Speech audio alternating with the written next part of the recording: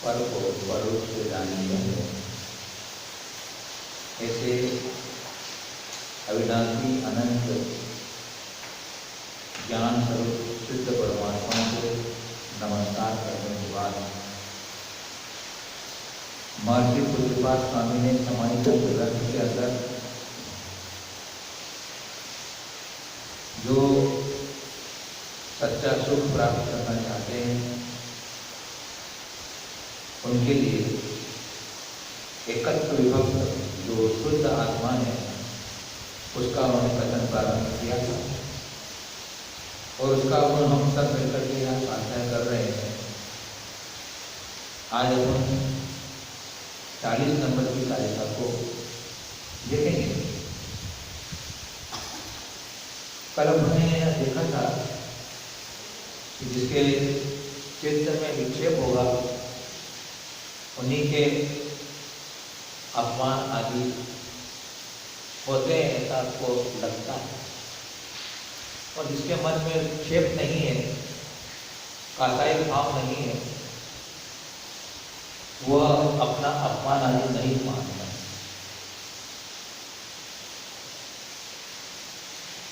तपस्वी को भी कदाचित अगर अपने शरीर पर राग हो जाए या मोह उत्पन्न हो जाए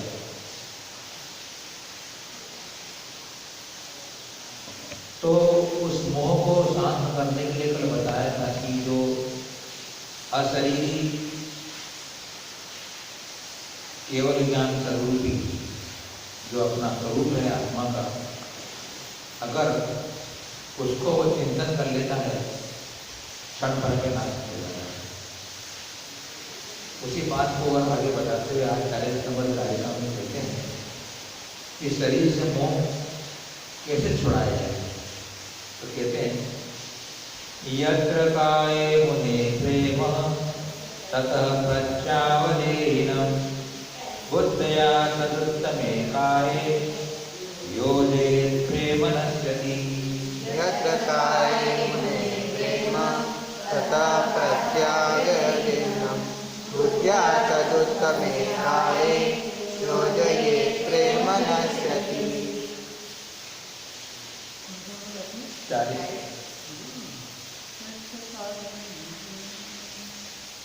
जिस काय में यत्र अने जिस काय में शरीर में, जिस शरीर में मुनि को प्रेम हो जाए, राग हो जाए, तथा उससे देहिनम अने अपनी आत्मा को प्रत्याव अने हटाकर बुद्धिया विवेक बुद्धि अर्थात वेद विज्ञान के द्वारा तद उत्तमे काय, जो वह उत्तम काय है उसमें क्या करें, योजे उसमें जोड़ देवे तो प्रेम नश्यति, प्रेम नाश को प्राप्त हो जाता है, राग नाश को प्राप्त हो जाता है। यहाँ ये कह रहे हैं कि अगर किसी मुनि को अपने या दूसरे के शरीर में प्रेम और राग हो जाए तो राग हो जाने पर उसके लिए मार्ग बता रहे हैं कि तू अपनी आत्मा को उससे अलग कर ले। किससे? शरीर से अलग करो, अपनी आत्मा को शरीर से अलग करो और उसको भेद विज्ञान के द्वारा जो उत्तम काय है, किसी उत्तम काय नहीं, एक तुरंत मिले ज्ञान शरीर है, उसका पुद्गल शरीर नहीं है, ज्ञान शरीर है, आनंद रूप है, और फिर जैसे ये शाश्वत है, एक विज्ञान धन रूप है और संकोच किरण है, सदा एक रूप रहने वाली है। ऐसी जो अपनी आत्मा है उसमें तू जोड़ दे, उसमें अपने चित्त को लगा दे तो प्रेम नाश को प्राप्त हो। मोह के उदय में शरीर के प्रति राग होना स्वाभाविक बात हो जाती है, लेकिन जो ज्ञानी होते हैं, अंतरात्मा होते हैं, वे समझते हैं कि मैं गलत काम हो रहा है, ऐसे मैं अपने स्वभाव को छोड़ रहा हूँ। तो कहते हैं उनको कि तुम उसी समय अपने उस शरीर के प्रति मुझे राग आया है, रूप को देखकर, रंग को देखकर, हाव भाव को देखकर, इसी प्रकार के संबंध को लेकर के राग उत्पन्न हो सकता है। संसारी प्राणी है, लेकिन जो विवेकी होते हैं, आत्मा और शरीर के भेद को जानते हैं, श्रद्धा बना ली, ज्ञान भी हो गया है, तो वो क्या करेंगे, अपने आत्मा को वहां से अलग करेंगे और अपने शरीर में जोड़ लेंगे। आत्मा का शरीर कौन सा है? आत्मा का शरीर पौद्गलिक तो है नहीं, आत्मा तो ज्ञान घन रूप है, ज्ञान रूप ही है, उसमें ज्ञान के अलावा कुछ है ही नहीं। मुख्य रूप से ज्ञान है, सुख वीर आनंद आदि जो कुछ भी वो है, लेकिन मुख्य ज्ञान है और ज्ञान भी सुख है, जानना ही है। अब देखो आप, अग्नि हमारे ज्ञान में आती है, अग्नि हमारे ज्ञान में आती है, तो क्या अग्नि के ज्ञान करने से हम जल जाते हैं क्या? नहीं जलते। शरीर में कुछ होता है, हमें ज्ञान होता है, तो आत्मा में वो क्या ज्ञान हो जाता है क्या? आत्मा में हो जाता है क्या? तो नहीं होता। मूल बात समझना है, ज्ञान में यह कुछ होता नहीं, हम मोह से अपने में हुआ मान लेते हैं कि मेरे में हो रहा है। जानने में दोष नहीं है, जान करके रागत देश करने में दोष। और मेरा स्वभाव जानना ही, मैं जानना स्वभाव छोड़ करके रागत देश मेरा स्वभाव है, वह मान करके मैं दुखी हो जाता हूँ। यही मूल चीज बार बार आचार्य समझा रहे हैं। तरह तरह से अलग अलग तरीके से हमारे को वो इस बात को पुष्टि कर रहे हैं कि तुम्हारे अंदर विश्वास बन जाए कि मुझे एक अपनी आत्मा के अलावा किसी और पर श्रद्धा या भरोसा नहीं करना।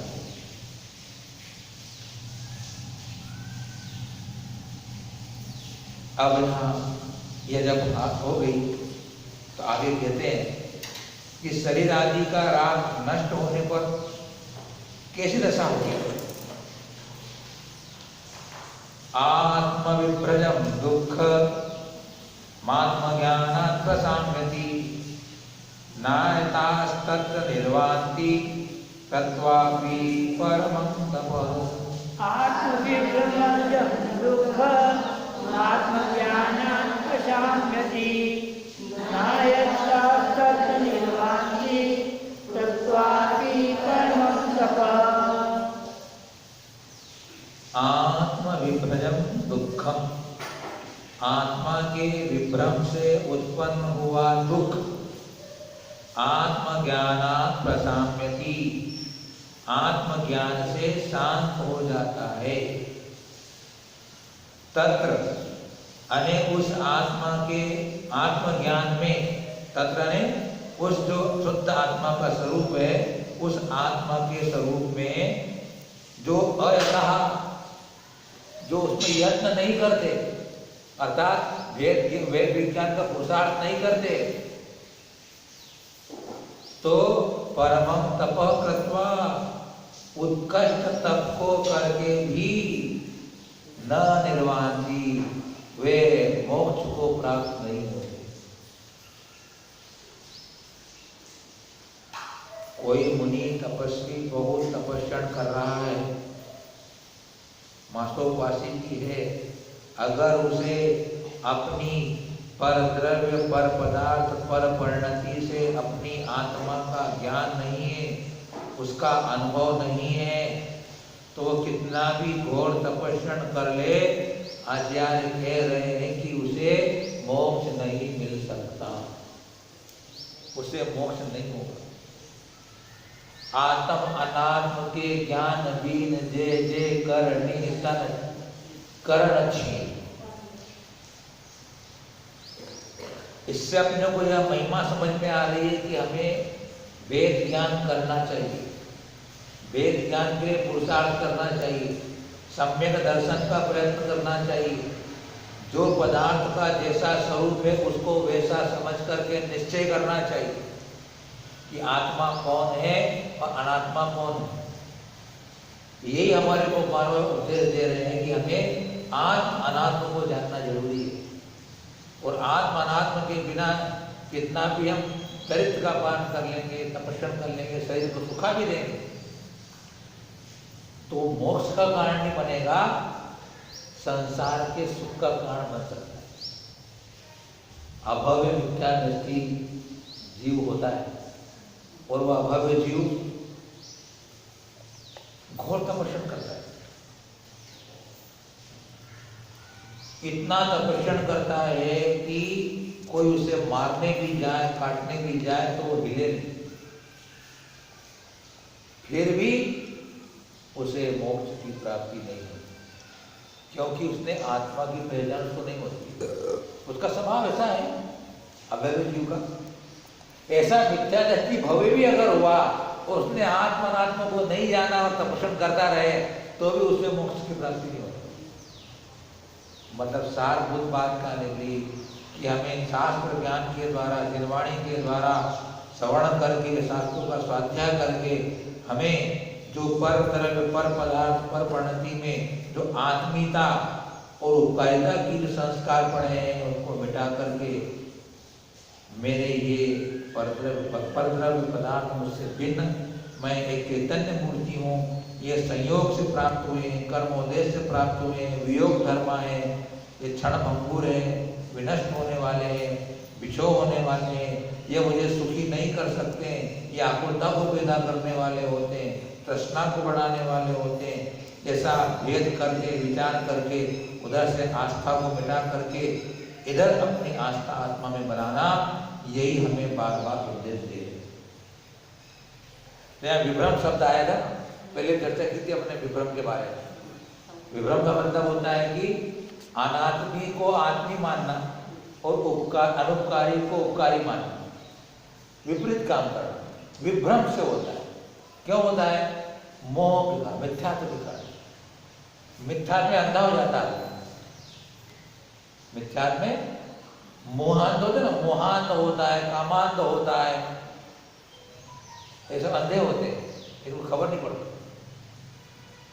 वो अंधा मनुष्य कुछ का कुछ समझ लेता है और अपने संसार को दृढ़ करता रहता है। इसलिए अगर तुम्हें भेद, और दूसरी बात क्या है कि जो शरीर है वो आदि, व्याधि और उपाधि रूप। शरीर के कारण ही आदि होती है। आदि कहते हैं मानसिक चिंता को, शरीर के कारण ही मानसिक चिंताएं अपने को होती है। और व्याधि और रोग भी शरीर में होते हैं। व्याधि कहते हैं शारीरिक रोग को, और आदि, व्याधि, उपाधि। उपाधि कहते हैं जो कि बाहर से अपने जोड़ लिया अपन, उपाधि, परिग्रह जो भी होता है वो उपाधि कहलाता है। या फिर जो अशुभ कर्म का उदय है वो भी उपाधि कहलाता है। तो इस शरीर के ममत्व के कारण ही हम इन सब चीज़ों दुखी रहते हैं। और जब हमें इसका भेद हो जाता है तो हमारे अंदर समता लाने की सामर्थ्य पैदा हो जाती है, हमारे अंदर विवेक जागृत हो जाता है, संतोष आ जाता है, साहस आ जाता है, धैर्य आ जाता है, आत्मिक गुण प्रकट हो जाता है। इसलिए शरीर मैं नहीं हूँ, न शरीर मेरा है, विचारधारा चलनी चाहिए। दिन में 1-2 बार याद करना चाहिए, संस्कार देना चाहिए।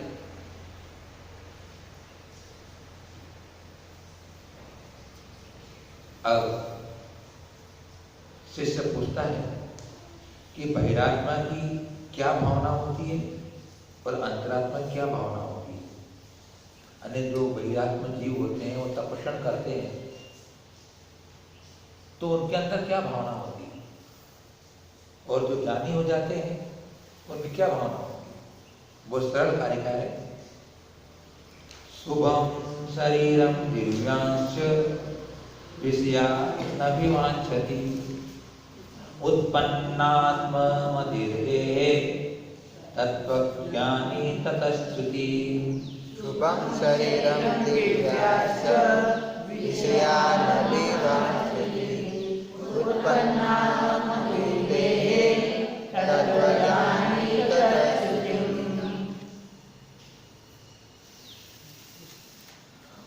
उत्पन्न आत्ममति देहे, देह में उत्पन्न हुई है आत्मबुद्धि से। देह અને देह में उत्पन्न हुई है आत्मपने की मति અને बुद्धि। यह जिसे शरीर में आत्मा का विश्वास है, यह शरीर को आत्मा मानता है, सब आत्मा क्या करता है? शुभम शरीरम, मुझे सुंदर अष्टपुष्ट बढ़िया शरीर मिले। तपस्या से क्या चाहेगा वो? अभिवांछति, कि मुझे इस तप का फल मिले, अच्छा शरीर मिले, अष्टपुष्ट शरीर मिले, रूपवान हूं मैं, खूबसूरत हूं मैं। और दिव्यांश विषयान, और जो दिव्य विषय है, दिव्य भोग है, दिव्य भोग मतलब एक तो स्वर्गीय दिव्य नहीं होता है, तो स्वर्ग के सुख मिले, भोग कहते हैं, विषय कहते हैं स्वर्ग के सुख मिले, या फिर आपके नाम से उसको संसार के सुख और होते हैं उनको वांछा करता है, क्योंकि वो उसी को सुख मान बैठा है। कुन स्वामी समय सार में कहा, धम्मम भोग निमित्तम, जो अज्ञानी जीव होते हैं वो धर्म भोग के निमित्त करते हैं, क्योंकि उन्होंने इंद्रिय सुख को ही सुख मान बैठे हैं। स्वर्ग का सुख ही बोले परम सुख मानते हो। संसारी जीव जो होते हैं, अज्ञानी जीव, स्वर्ग के सुख को ही परम सुख मान करके उसी के अभिलाषा करते हैं धर्म करके। आत्मिक सुख होता है कोई, आत्मा सुख रूप है, वह परम सुख उसमें ही होता है, उसका उन्हें ज्ञान नहीं होता है। इसका उल्टा कह रहे हैं, तत्वज्ञानी, जो तत्वज्ञानी होते हैं, आत्मज्ञानी होते हैं, वेद विज्ञानी होते हैं, ततः च्युति, तथा अनेक शरीर से और भोगों से छूटते हैं, अर्थात उनकी उसमें वांछा नहीं होती है, उसकी प्रीति नहीं होती है। वो तो इच्छा करते हैं कि भगवान कब ये शरीर छूटे, कब शरीर से मुझे मुक्ति मिले, कब ये भोगों से मेरा छुटकारा मिले, ये विष के समान मेरे हैं। भोग बुरे भव रोग बढ़ावे, बैरी है जगत जीते, बेरस हो विपाक समय सेवत लागे नीके। कितनी सुंदर बात है विराग की भावना में, कि भोग बुरे भव रोग बढ़ा। भोग कैसे है? बैरी के समान है, और वो भव रोग, संसार रूपी रोग को बढ़ाने वाले। 3 रोग लगे अपने को ज्यादा करके, कौन से बताओ मुझे आप? जन्म जरा मृत्यु, ये रोग है। तो वो याद आते रोग? वो तो याद नहीं आते। मेरे को शुगर है, मेरे को ब्लड प्रेशर है, मेरे को हार्ट डिसीज है, मेरे कमर दुखती है, मेरे घुटने दुखते हैं, मेरे को पित्त की बीमारी है, मुझे भोजन पचता नहीं है, मेरे को कब्जी होती है, इलेक्ट्रिक नहीं उतरती, बोले मेरे को कितनी बीमारी याद है तुमको? नहीं बताओ, कभी आपने मेरे को आगे कहा आज तक? हम बताएं आपको, 25 साल हो गए, किसी व्यक्ति ने आपको बोला आज तक नहीं पूछा कि माँ जी जन्म जरा और मृत्यु के रोग का तुम्हारा कोई दवाई है क्या? बोले कोई माए इसकी कोई दवाई जानते हो बताओ हमारे को। कोई तेल दे दो, घुटने बहुत दुखते, माए बैठने बैठने में तकलीफ पड़ती है, बोले तो बता मेरे को, बताओ। तो उसको लोग मानते क्या है आदमी? देखिए महारोग है, तो भोग बुरे भव रोग बढ़ा। अच्छा भोगों को भोगोगे तो भोगों के भोगने में तो पापी होने वाले, और भोग को भोगने के लिए पैसा चाहिए कि नहीं? आराम करना पड़ेगा। आराम करे बिना पैसा आएगा क्या? जब आराम करोगे तो हिंसा होगी, परिग्रह इकट्ठा होगा। तो 5 इंद्रिय के विषयों का सेवन करने में तो पापी होने वाला है। तो जो पाप करेंगे तो पाप का फल तो अशुभ होने वाला है, दुख रूपी होने वाला है। तो भोग बुरे भव रोग बढ़ावे, बेरस होए विपाक समय सेवत लागे नीके, नीके ने अच्छे। जब वो भोगों को सेवन करते हैं, इंद्रिय विषयों का भोग करते हैं, तब अच्छे लगते हैं, लेकिन जब उसका विपाक, उसका फल मिलता है तो नीरस होता है। अब उनने जब विषयों का सेवन किया, कर्म बंधा, कर्म उदय में आया, हाय रे बाप रे मरा रे, ये कर रहे, तो उसका विपाक नीरस है, सेवत लागे नीके। फिर भी क्या करें, वो कहते हैं ना, ये जो धतूरा खा लेता है ना, धतूरा खाने वाले को सब सोना सोना दिखता है, पीला भी सोना दिखता है ना।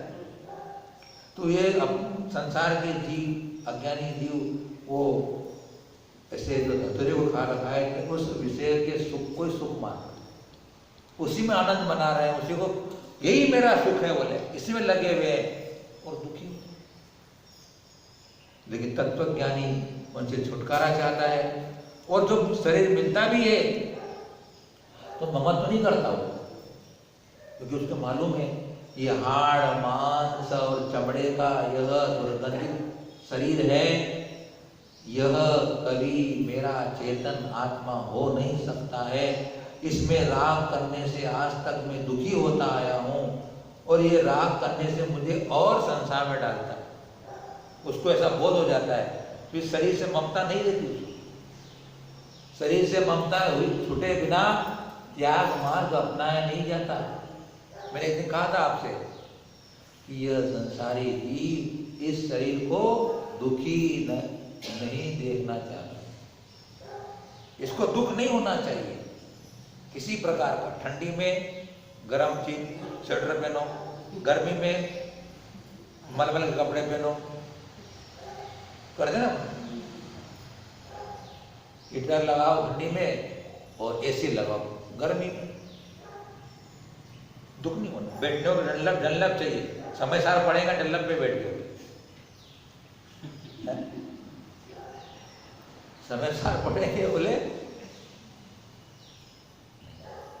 समय सार का ज्ञान शरीर को दुख देकर ही प्राप्त हो। आगे बताएंगे आपको कि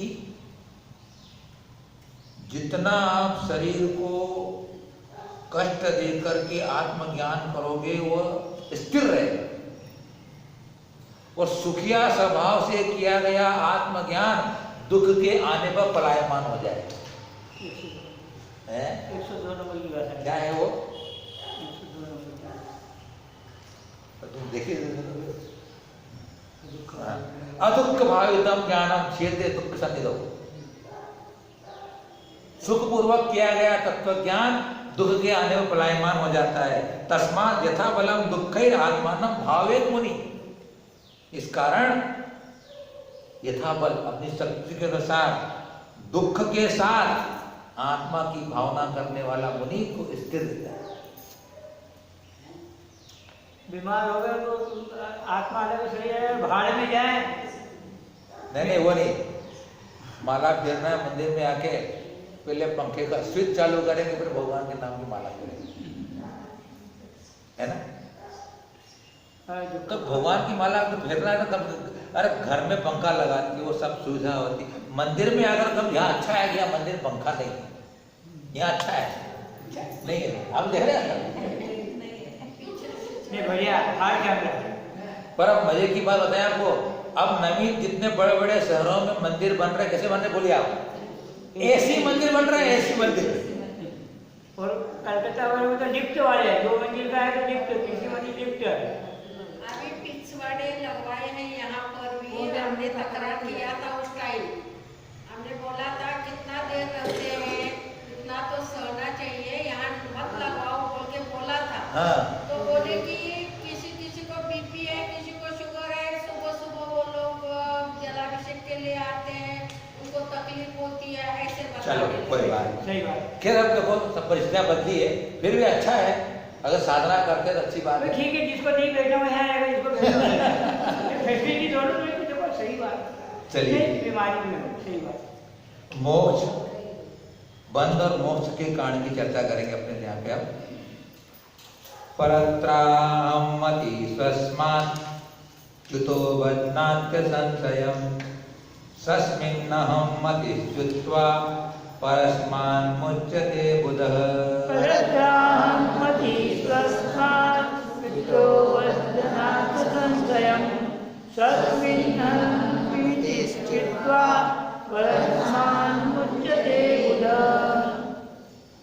बंध का कारण क्या और मोक्ष का कारण क्या, संक्षेप में बता रहा हूं। परत्र अहम मति, परत्र ने शरीर आदि पर पदार्थों में जिसकी अहम अने आत्म पने की मति अने बुद्धि है, ऐसा वह जीव सस्माच्युत, स्वस्मान अने अपने आत्मा के शुद्ध स्वरूप से च्युत होकर के असंशयम, संशय रहित बदनाती, अर्थात निश्चित ही बनता है।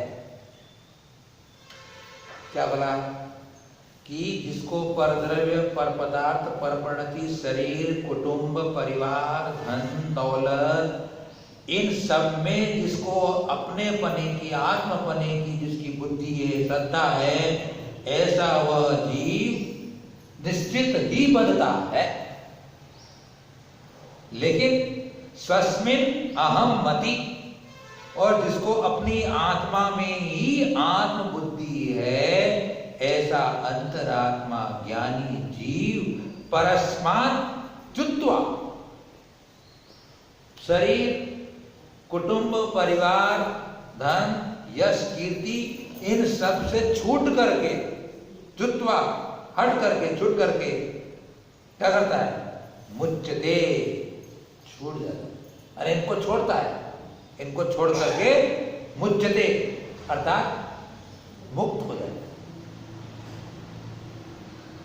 दो ही धारा चल रही है यहाँ पे, ज्ञानी अज्ञानी की, बहिरात्मा अंतरात्मा की, शरीर आदि को आत्मा मानने वाले की, और आत्मा में आत्मा मानने, दो ही धारा चल रही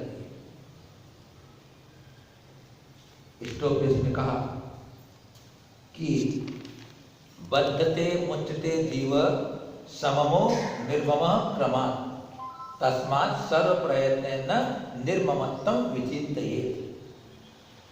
क्या कहा? बद्धते, बंधता है। कौन बनता है? सममो, जो ममता से सहित है, जो ममता रखता है वो बनता है। और मुच्यते, छूटता है। निर्मम, जो निर्मम है, अर्थात जिसने शरीर आदि में ममत्व बुद्धि नहीं की है, निर्मोही है, वह छूट जाता है। तस्मात्, इस कारण या इसलिए निर्ममत्वं विचिन्तयेत्, तुम्हें निर्मत्तपने का चिंतन करना चाहिए कि मैं शरीर नहीं हूं, मैं इंद्रिय नहीं हूं, मैं कर्म नहीं हूं, मैं कर्म के फल रूप नहीं हूं, मैं रागादिक भाव नहीं हूं, ये कुटुंब आदि मैं नहीं हूं, स्वजन और परिजन मेरे कुछ भी नहीं है, यह इंद्रिय सुख मेरा स्वभाव नहीं है। इस प्रकार इन सब से मोह का छोड़ने का चिंतन करें। तो चिंतन करें। जितनी चिंतन धारा स्वकीय लक्ष्य पर चलेगी, सुनिश्चित है एक संजीवनी बूटी है ये आत्मा स्वभाव। क्या है? सांप और लेवड़ा की जब लड़ाई होती ना, कभी देखा होगा? नहीं देखा? हमारे उधर क्या होता है, चौराहे में डमरू बजाता है, डमरू बजा के सांप और लेवड़े की लड़ाई दिखाता है, मजा आ गया ना। तो जब लड़ाई चलती है तो जब नेवला सांप से हरने लगता है ना, तो जो मदारी होता है ना, एक थैली के अंदर एक जड़ी रखता है, वो सूंघ के आता है। वो कौन? नेवला। वो ताकत आ जाती है उसको, नेवले को ताकत आ जाती है। दोनों शत्रु है दूसरे के दोनों। तो नेवला उसकी झोली में कोई जड़ी बूटी रखता है, वो सूंघ के आता है, फिर लड़ता है, वो लड़के उसको मार देता है। वो तो नाटक रहता है। वो दोनों पाले हुए रहते हैं। तो संजीवनी में उसको भी कहते हैं, लक्ष्मण के लिए लेके आया ना विसर्जन रूपी बूटी, उसको भी संजीवनी। मैंने वो इससे कहा कि जब कभी आपको मोह का नशा चढ़े, मोह पैदा हो, तो अपनी आत्मा की जो जड़ी बूटी अपने अंदर है उसको सूंघ लेना, ताकत आ जाएगी, बोर ने बिठाई। कितनी बार हम चर्चा करते कि आप सब जान भी गए, अपना विचार करना, इसलिए बार बार सुन करके आपको याद हो जाएगा ना कि आप कौन हो। मुझे बता पहले, आप इतने दिन सुन रहे हैं, 8 दिन हो गए अपने को।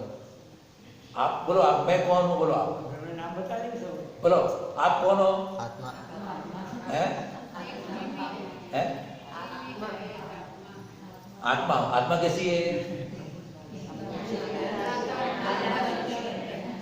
आत्मा ज्ञाता दृष्टा है, अमूर्तिक है, चैतन्यमयी है, आनंद रूप है, शाश्वत है, नष्ट नहीं होती है, अनुपमेय, और वह स्वसंवेदन का विषय है। मूल चीज को बोलना नहीं, स्वसंवेदन ज्ञान का विषय है।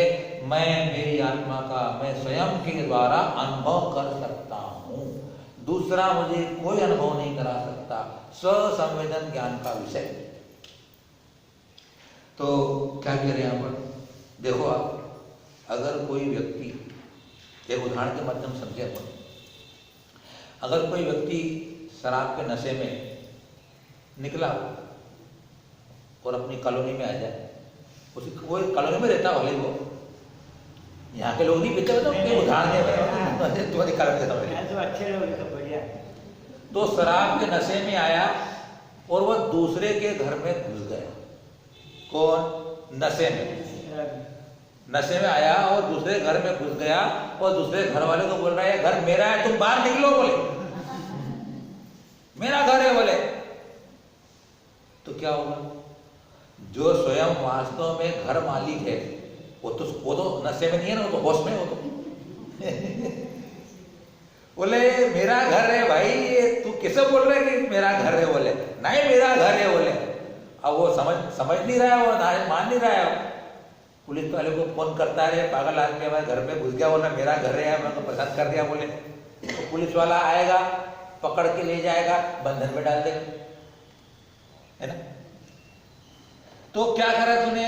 और मोही जी, अपन मोही जी हुई, शराब के नशे में मोही जी, जो अपना घर नहीं है उसको अपना घर बोल रहे हैं, मान रहे हैं, पाल रहे हैं, पोस रहे हैं। तो क्या होगा? बदनाती है, पराया धन को अपना बोल रहे हैं, चलो अंदर चलो। बंद को प्राप्त हो रहे कि नहीं? बंद रहे, और जिस होश में आ जाएंगे ये मेरे नहीं है, बंधन की श्रृंखलाएं टूट जाए। जो होश में होता है, अपना घर का मालिक स्वयं होता है, उसको कोई भय होता है कि मेरे को यहाँ बंधन भगाएगा, मेरे मत्थे में डालेगा? कितनी सीधी सी बात है। तो मोह के नशे में अपन पर को अपना मान रहे हैं, पर में पर परिणति कर रहे हैं, पर में एकत्व कर रहे हैं, पर का स्वामी बन रहे हैं। यही हमारा मोह का नशा है, बंद करा रहा है। रत्तो बंधति कम्मम, कौन कौन स्वामी ने कहा समय सार, रत्तो बंधति कम्मम विराग संपन्नो मुच्यन्ते। कितने छोटे छोटे सूत्र दिए, इन्हीं की व्याख्या चल रही, वो समझ में नहीं आता है। वही उसका धन्यवाद। वीतरागी रागी बदनादी, राग करोगे तो बंध को प्राप्त होगे, पकड़े जाओगे, और विरागी या वीतरागी मुच्यंती, छूट जाते हैं। हमारा देव वितराग, हमारा धर्म वितराग, हमारे शास्त्र वितराग, हमारे गुरु वितराग, सब वितराग की उपासना कर रहे हैं कि मेरे अंदर भी वो वितरागता प्रकट हो जाए। बिना वितराग हुए मुक्ति नहीं मिल सकती, संसार में बनना पड़ेगा।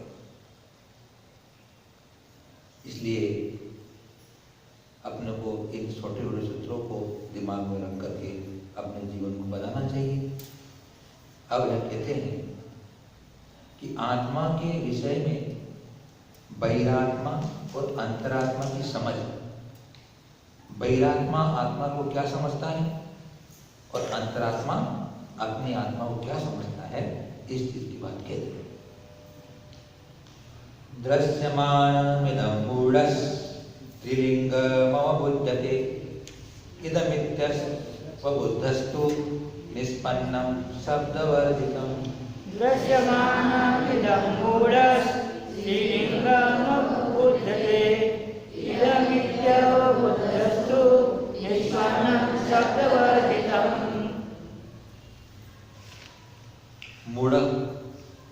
मूढ़ कहेंगे, बहिरात्मा कहेंगे, अज्ञानी कहेंगे, आत्मविभ्रम वाला कहेंगे, नाम कोई भी दे दो। मूढ़ है अज्ञानी। अज्ञानी मतलब जो शरीर और आत्मा के भेद को नहीं जानता। मूढ़ क्या करता है, दृश्यमान यानी दिखाई देने वाले, इदम यानी ये जो शरीर को ही त्रिलिंगम अवबुद्धते, दिखाई देने वाले इन जो शरीर आदि को ही त्रिलिंग रूप आत्मा रूप से अवबुद्धता है, जानता है। मतलब क्या हुआ कि जो दिखाई देने वाला स्त्री पुरुष नपुंसक, त्रिलिंग मतलब स्त्री पुरुष और नपुंसक, स्त्री पुरुष नपुंसक रूप जो शरीर है उसको ही आत्मा मानता है। ये आत्मा स्त्री है, ये आत्मा पुरुष है, ये आत्मा नपुंसक है, ऐसे दिखाई देने वाले स्त्री पुरुष नपुंसक शरीर में आत्मा को मानता है। परंतु अवबुद्ध यानी जो ज्ञानी होता है, सम्यक दृष्टि होता है, वो क्या करता है, इदम यानी इस आत्मा को शब्द वर्जितम, क्या है, शब्द से रहित है, अर्थात वचन के अगोचर है, वचन से आत्मा नहीं कही जा सकती। अभी जितने लोग चर्चा कर रहे हैं वचन के द्वारा, वह अपना एक प्रकार का मूर्खपना ही है अध्यात्म दृष्टि से, निश्चय से, क्योंकि आत्मा को वचनों के द्वारा नहीं कहा जा सकता। पहले कहा था ना अपने को, उन्मत्तवत चेष्टम, पागलपन की चेष्टा है, क्योंकि वह तो ससंवेदन का विषय है।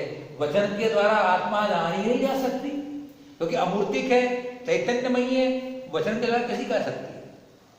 तो बोले कि इदम यानी यह जो आत्मा है शब्द से रहित है और निष्पन्न है, अर्थात स्वाभाविक है,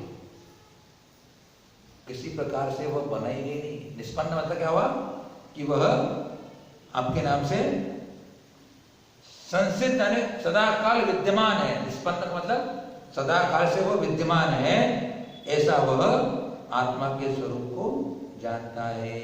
कौन? अंतरात्मा।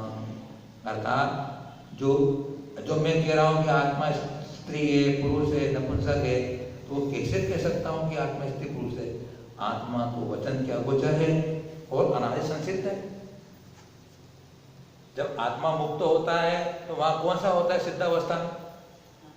पुरुष होता है क्या? नपुंसक होता है क्या? स्त्री होता है क्या? ये सब शरीर के संबंध से व्यवहार होता है। शरीर के संबंध से आत्मा को स्त्री कहा जाता है, लेकिन आत्मा स्त्री होता नहीं, और वो शरीर को ही आत्मा मान करके स्त्री के प्रति मोहित होता है, पुरुष के प्रति मोहित होता है, नपुंसक के प्रति ग्लानि करता है। अगर वो बोध कर ले, क्योंकि संसार है, स्त्री को देखकर किसी विकार भाव नहीं होता है, वो चिंतन कर लेगा कि यह जो मैं राग कर रहा हूँ स्त्री के शरीर के रूप पर, वह आत्मा का स्वरूप नहीं है, आत्मा कभी स्त्री रूप होती नहीं है, राग करके क्या कर रहा हूँ मैं, ऐसा विचार करने लग जाए तो उधर से दृष्टि हट जाती है।